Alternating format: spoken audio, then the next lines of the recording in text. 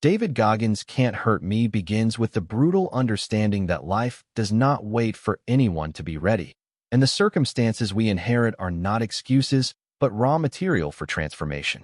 His childhood was marred by abuse, poverty, racism, and instability, shaping a worldview where fear was constant and hope felt foreign. Yet it is precisely from this place of brokenness that he reveals a deeper truth. The mind, even when wounded, contains an enormous reservoir of untapped potential. The first lesson he threads into his story is the necessity of confronting pain rather than running from it, because facing pain begins the process of building the mental calluses that allow a person to rise beyond what they once believed possible.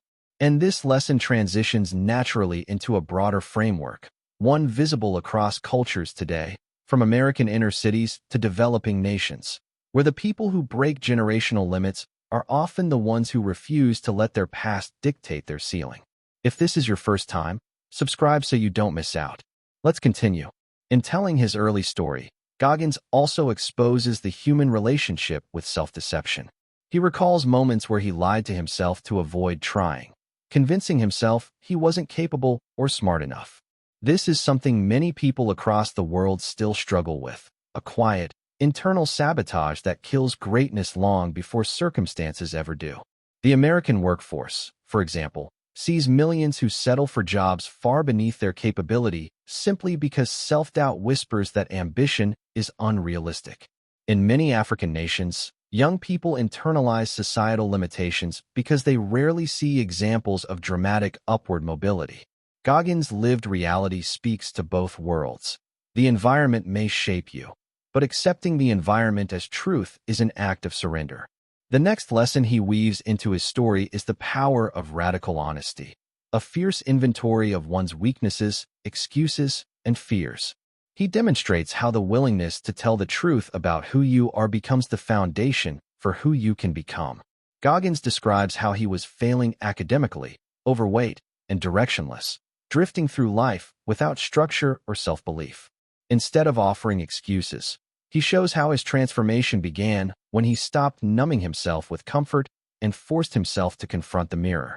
The mirror became a metaphor, and later a literal practice, of calling himself out. The accountability mirror, as he names it, is not just a motivational tactic, but a psychological reset that strips away denial.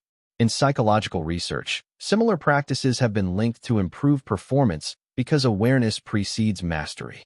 Whether in Silicon Valley, where founders conduct post-mortems after failures, or in sports academies throughout Europe where athletes analyze footage of their weaknesses, the principle is the same. You cannot improve what you refuse to acknowledge.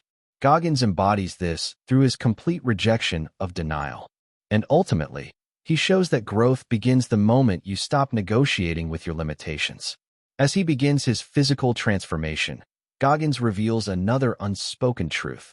The mind quits long before the body ever does. This becomes one of the central lessons threaded through his narrative, delivered not as a theoretical claim, but as lived experience. When he first attempted to join the Air Force and later the Navy SEALs, his body was failing, but his mind was collapsing far faster. This gap between physical capacity and mental surrender is visible across societies. In the U.S., people abandon fitness goals within weeks not because their bodies can't handle it, but because the mental discomfort feels unbearable.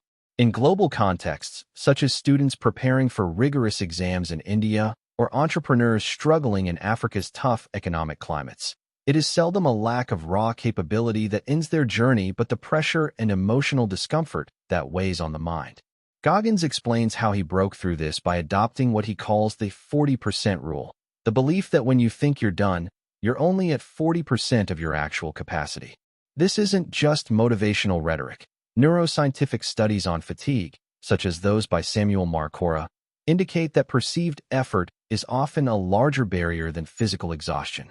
The brain signals discomfort far before the body is in real danger. Goggins exhibits this in his brutal training sessions and repeated failures, each time pushing himself beyond what anyone around him considered rational. It's in these moments that he reveals another layered insight. Growth is not supposed to feel good. Discomfort is not the enemy, it is the gateway. And the people who understand this create a psychological advantage over those who retreat at the first sign of pain. His journey into Navy SEAL training becomes a testing ground for every lesson he describes. Hell Week, notorious for breaking even the strongest candidates, exposes the difference between wanting transformation and being willing to suffer for it. Goggins pushes through cold, sleep deprivation, humiliation, and physical collapse. Yet instead of describing the difficulty as torture, he reframes it as an opportunity to build calloused mental strength. This reframing is a powerful cognitive tool used by top performers across multiple domains. Elite athletes like Serena Williams, for instance, often describe grueling training as a chance to refine their edge rather than as punishment. Startup founders in America's tech culture frequently refer to periods of immense stress as pressure zones that force clarity and innovation. Goggins demonstrates the same reframing, showing that the meaning we assign to pain determines how we endure it. Another pivotal theme emerges as he recounts failing BUD/S training multiple times due to medical rollbacks. Instead of falling into despair, he uncovers the lesson of reinvention, the ability to rebuild oneself repeatedly without losing sight of the goal. This is a universal challenge in modern life, especially in an age defined by rapid economic shifts, job losses, and global crises. In the U.S., millions experience layoffs or industry disruptions, yet the determining factor between despair and reinvention is not talent, but mindset. Globally, people in developing nations frequently face circumstances outside their control, political instability, limited infrastructure, economic downturns. Yet those who rise are often those who reinvent rather than retreat. Goggins embodies this, showing that failure is not final, but a recalibration toward the same objective. Throughout his journey, he also reveals the importance of discipline. The discipline to act when motivation fades, to continue when enthusiasm disappears, and to stay committed when no one is watching. Discipline, he insists, is superior to motivation because motivation is emotional while discipline is structural. This aligns with global productivity research showing that routines, habits, and systems outperform emotional highs. Americans who master discipline often rise in career and fitness more reliably than those who rely on bursts of motivation. Globally, disciplined nations like Japan build extraordinary cultural consistency in education and work ethic. Goggins uses his life to illustrate that discipline is not inherent. It is constructed, brick by brick, through daily suffering and accountability. One of the most powerful transitions in his story occurs when he begins enduring extreme endurance events like ultramarathons. Here, he exposes another, deeper truth, that the human spirit expands when placed under voluntary adversity. Running 100 miles with broken bones and bleeding feet is not about winning a medal. It is about discovering the version of yourself that only appears under extreme pressure. This lesson has modern parallels in unexpected places. American entrepreneurs who build companies through financial hardship often describe it as the period where they discovered their true character. Refugees who cross dangerous terrains to escape conflict often report that the journey revealed courage and resolve they never knew they possessed. Goggins' endurance feats symbolize the universal principle that extraordinary challenges forge extraordinary identity. As Part 1 closes, what becomes clear is that Goggins is not selling inspiration. He is revealing a mindset architecture. Every story, every hardship, every breakthrough forms a chain of lessons. Confront pain, tell the truth about your limitations, push beyond perceived boundaries, develop discipline, reframe suffering, reinvent after failure, and embrace voluntary struggle as a tool for expansion.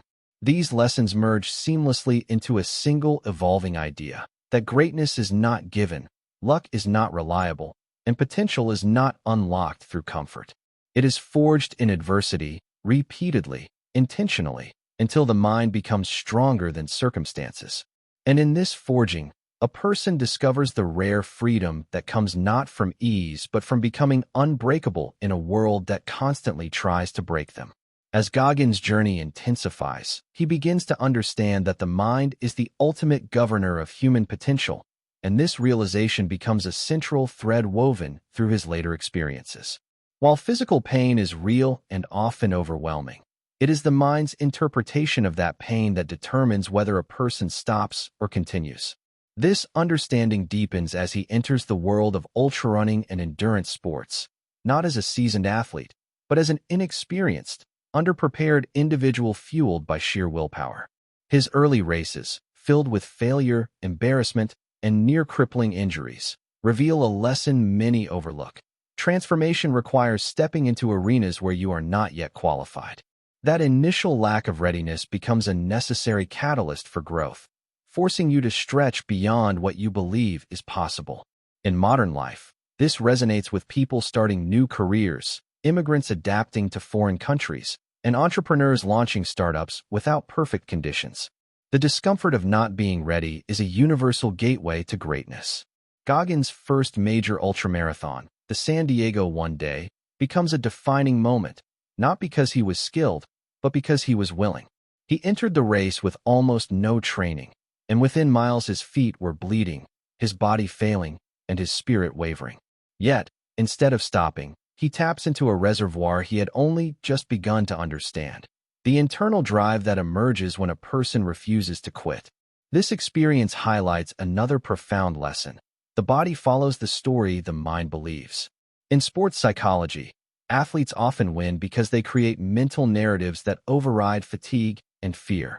American football players push through injury during playoffs. Soldiers in global conflicts complete missions despite exhaustion. Single mothers working multiple jobs sustain themselves through mental strength rather than physical ability.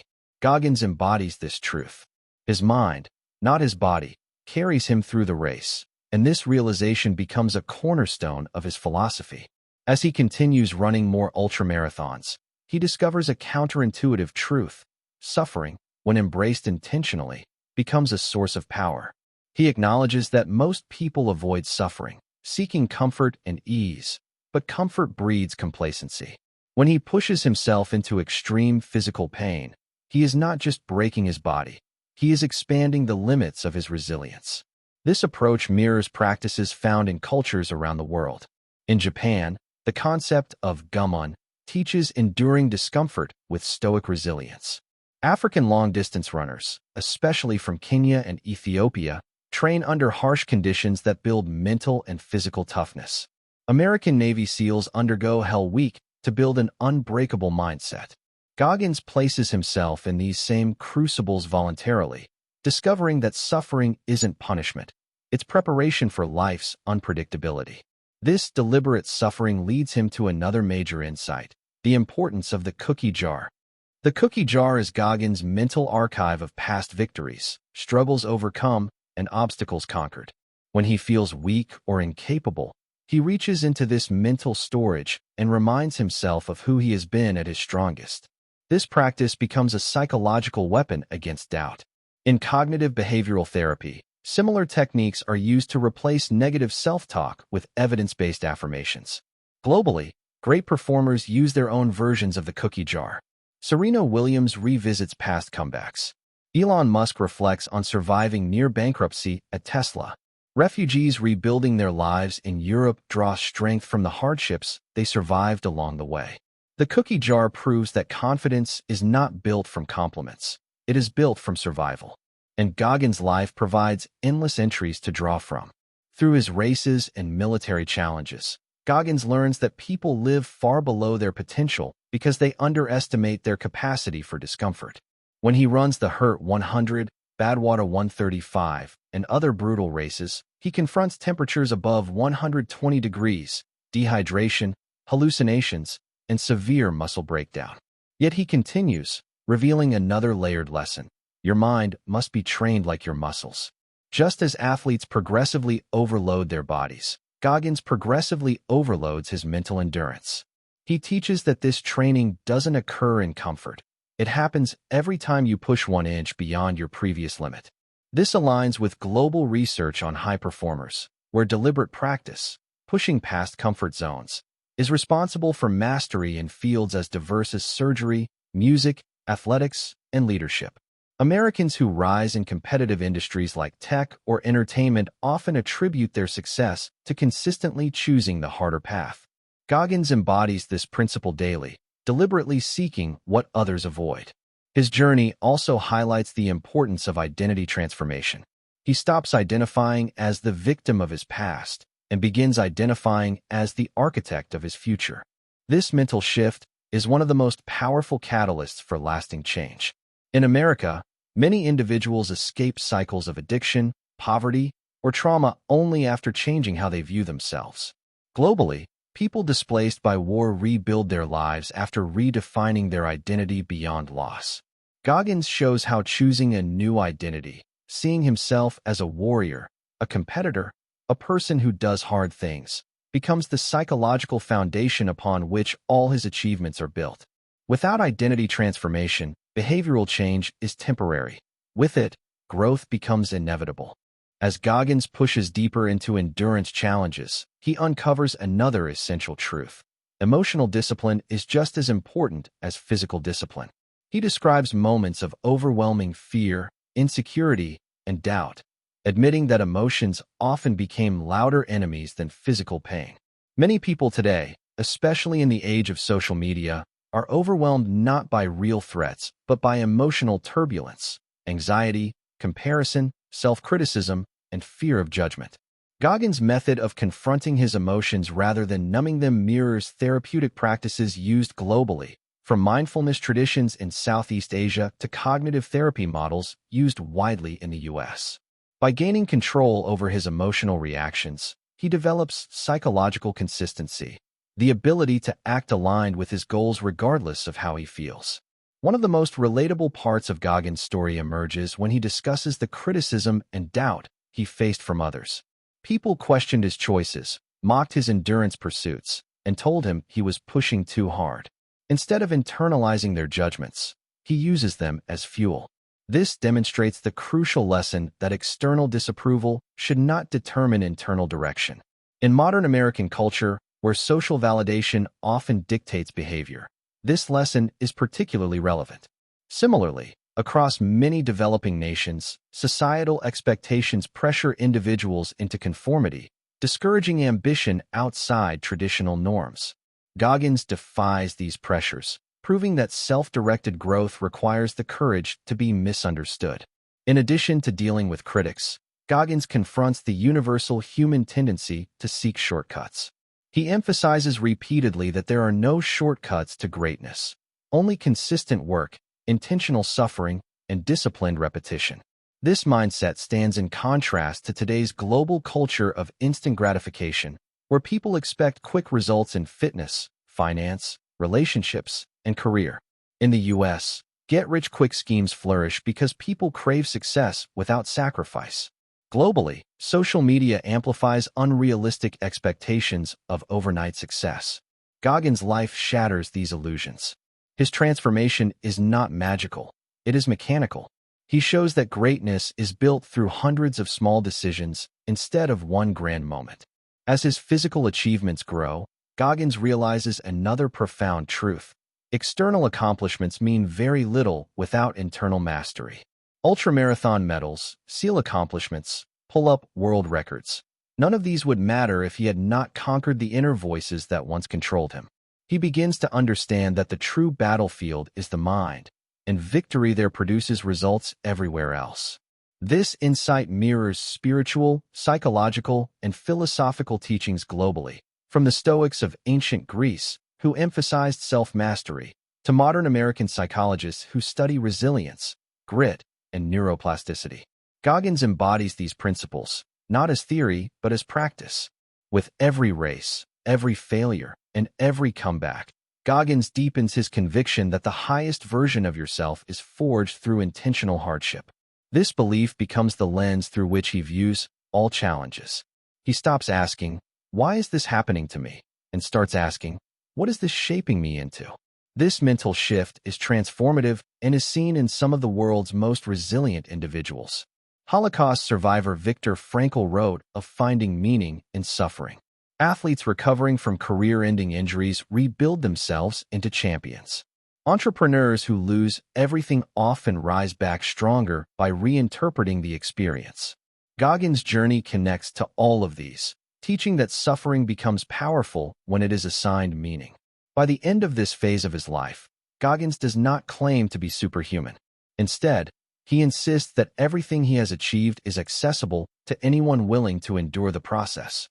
He frames his story not as an anomaly, but as proof that the average person has extraordinary potential waiting beneath layers of comfort, fear, and excuses. This becomes the unifying message that ties all his lessons together. The idea that human potential is not predetermined, but developed through disciplined suffering. And it is through this lens that the final part of his story unfolds, where he uses everything he has learned not only to conquer new challenges, but to reshape his life purpose, inspiring millions across continents to confront their own limiting beliefs. As the journey deepens, the discipline forged through suffering begins to reveal another dimension of Goggins' philosophy, the understanding that extraordinary transformation is not an event, but a lifetime protocol of self-regulation. After breaking physical limits repeatedly, he begins to recognize that the true battle is not waged on running tracks, pull-up bars, or military obstacle courses. It is fought in the quiet moments when nobody is watching, when comfort is whispering an invitation to return to mediocrity. This is where he expands his idea of the accountability mirror into a broader mindset of radical honesty. In his view, the single greatest threat to human potential is lying to oneself, not outright deceit, but subtle avoidance. Skipping a workout because you're tired, procrastinating because you're stressed, or refusing to face a failing relationship, finances, or health because the truth stings. He understands that avoidance is the default mode of most people, not because they are weak-hearted, but because human biology is wired to preserve energy and escape discomfort. Yet he also sees that the same comfort eventually morphs into emotional decay. This awareness leads to the next key insight. Suffering is a form of inoculation. Goggins compares mental resilience to a callus forming on the palm of a hand. You do not grow a callus by avoiding friction. You grow it by meeting resistance again and again until it no longer breaks you. The same is true of the mind. Every difficult conversation, every challenging workout, every late-night study session, every financial discipline exerted when spending might feel easier, is a layer of mental callus being added. The key, however, is controlled exposure, not reckless masochism. He does not encourage suffering for suffering's sake. He insists on suffering that has direction, purpose, meaning. Global contemporary figures exemplify this. For instance, Nigerian chess master Tunde Onakoya, who broke the world record by playing chess for over 60 hours to raise funds for underprivileged children, often shares that the endurance came not from ego, but from a cause larger than himself. Similarly, American athlete Courtney Dauwalter pushes her ultra-running boundaries not merely to dominate races, but to learn more about the human mind's elasticity. In both cases, discomfort is curated, disciplined, structured, a tool of personal refinement rather than reckless self-destruction. As the mindset expands, the next lesson emerges naturally. Identity must be earned daily. Goggins rejects static labels. He does not see himself as a Navy SEAL, ultramarathoner, or motivational icon. Instead, he insists that identity is a verb, not a noun. You are only as strong as what you continue to do. This is why he wakes up at 4 a.m. to run, even after achieving global fame. This is why he maintains intense leadership training, even though nobody can fire him anymore. The lesson is clear. Relying on past victories is intellectual laziness. The moment you rest on yesterday's success, decay begins. American entrepreneur and YouTuber Casey Neistat once expressed a similar idea when he returned to daily filmmaking after years of cinematic comfort. He said that coasting was killing his creativity. In the same way, Warren Buffett still reads for hours daily despite being one of the wealthiest men in the world because he understands that knowledge compounds only when nourished. Whether global or American, the principle is universal. Identity atrophies without continual investment. This then bridges into one of the most profound psychological principles Goggins advocates, the 40% rule. The idea is simple yet disruptive. When you think you're done, when exhaustion convinces you to stop, you are typically only at 40% of your true capacity. Goggins argues that internal limits are rarely physiological. They are perceptual. The brain constructs a barrier long before the body truly fails. The rule is not a scientific statistic, but a metaphor designed to jolt people out of their self-imposed ceilings. In practice, the idea reframes everyday situations. The student who believes they cannot study another hour often finds they can. The entrepreneur who thinks they've exhausted all options usually has more strategies left. The parent overwhelmed by stress discovers reserves of patience they didn't know they possessed. A real-world illustration appears in the story of American track star Noah Lyles, who shocked the world by winning triple gold at the 2023 World Championships while battling asthma and personal struggles. He later explained that the turning point wasn't physical. It was deciding he wouldn't accept his perceived limits anymore. In Nigeria, tech innovators building against infrastructural challenges embody the same resilience, proving daily that human capacity stretches far beyond what comfort suggests. With this expanded capacity comes another interconnected lesson: the importance of mastering the dialogue within one's mind. Goggins emphasizes that the greatest battles are fought in silence, between the voice that seeks comfort and the voice that demands excellence. He refers to this internal conversation as taking the soul, not of others, but of one's own weaker tendencies. The strategy involves deliberately performing actions that contradict the mind's self-protective instincts. If the mind says, "Stop running," you run harder for a minute. If the mind says, "Skip this difficult task," you tackle it immediately.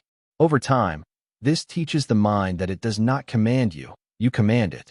Cognitive psychologists often mirror this approach in therapeutic practices. For example, American psychologist Angela Duckworth, author of Grit, explains that building grit involves repeatedly choosing long-term meaning over short-term relief. Similarly, Viktor Frankl, though from an earlier period, taught that meaning is cultivated by how we respond to suffering. Goggins' application is more physical and militant, but the psychological foundation is universal. Mastery emerges when discipline overrules impulse. As this mastery grows, another realization becomes inevitable. Breakthroughs require deliberate isolation as much as action. Goggins often speaks of hermit mode, periods where he withdraws from noise, social expectations, and digital distractions to reconnect with his purpose. In modern culture, especially in America, where constant stimulation is normalized, this concept can feel counterintuitive. Yet many global high achievers echo the same practice. Apple co-founder Steve Wozniak often attributed his early innovation to long stretches of uninterrupted solitude. Nigerian writer Chimamanda Ngozi Adichie frequently notes that creativity thrives in silence, not noise. Goggins insists that isolation is not loneliness. Rather, it is clarity. It is the environment where one can strip away the performative elements of life and confront one's true progress. In a world of notifications, curated social personas, and endless comparison, the ability to retreat becomes a competitive advantage. This controlled solitude reveals the next interconnected truth: the necessity of building internal validation. Throughout much of his life, Goggins wrestled with external judgment: racism as a child, failure in school, criticism in the military, public mockery during his runs. Eventually, he realized that dependence on external praise or acceptance is a form of psychological imprisonment. Freedom comes only when one's sense of worth flows from internal standards. This echoes timeless lessons found in Stoic philosophy, in the teachings of Marcus Aurelius, and in the modern commentary of authors like Ryan Holiday. American basketball star Giannis Antetokounmpo exemplifies this mindset. Despite enormous fame, he repeatedly focuses on the process over public perception. Whether in the U.S. or globally, the principle stands: those who thrive are those who build a worldview anchored in self-generated meaning, not applause. As internal validation strengthens, another critical lesson unfolds. Transformation must eventually go beyond personal achievement and extend into service to others. Goggins, despite his militant public persona, often reveals that the deepest satisfaction in his journey has come not from medals or records, but from moments when his endurance inspired someone else to claim their own potential. He recounts stories of veterans overcoming suicidal ideation, young people escaping trauma, and everyday individuals discovering strength because they heard his story. This progression mirrors a universal psychological truth. Self-improvement is incomplete until it evolves into contribution. In America, philanthropic athletes like LeBron James building schools, or globally, figures like Kenyan marathoner Eliud Kipchoge mentoring young runners, illustrate that contributions rooted in personal struggle often have the most enduring societal impact. Power, once developed internally, is meant to be shared. This leads to the summary's culminating insight. The ultimate purpose of hardship is evolution. Goggins asserts that pain is not an obstacle but a sculptor. His entire life, broken home, obesity, racism, failures, military hell weeks, surgeries, running on fractured legs, is evidence that suffering does not diminish a person, it reveals them. Hardship clarifies priorities, strips away illusions, amplifies courage, and forces the mind to engage gears most people never access. Yet he also reminds the reader that evolution is a lifetime pursuit. There is no finish line. Achievement is not the end, it is a new baseline. Growth is not a destination, it is a commitment renewed daily. In the U.S., where the culture celebrates final outcomes, awards, net worth, titles, Goggins' message is a refreshing challenge.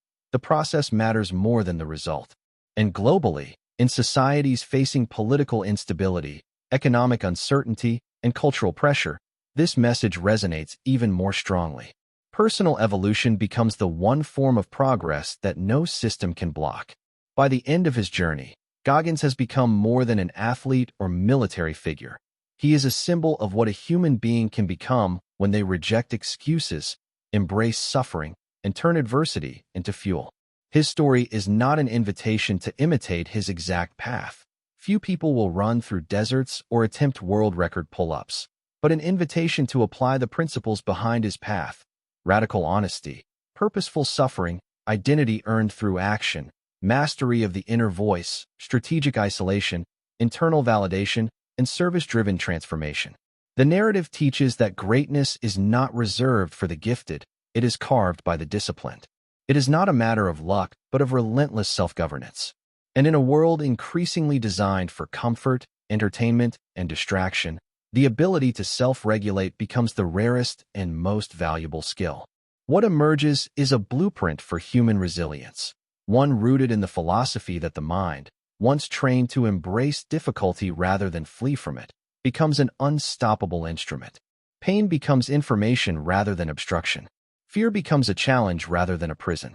Failure becomes a stepping stone rather than a verdict. Through every trial, the reader begins to recognize that can't was always an illusion, a voice constructed by habit and fear.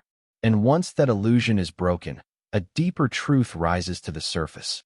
You can endure more than you believe. You can become more than you imagine, and most limits you face were never real to begin with. If this message resonated with you, subscribe and join us for more wisdom that fuels growth.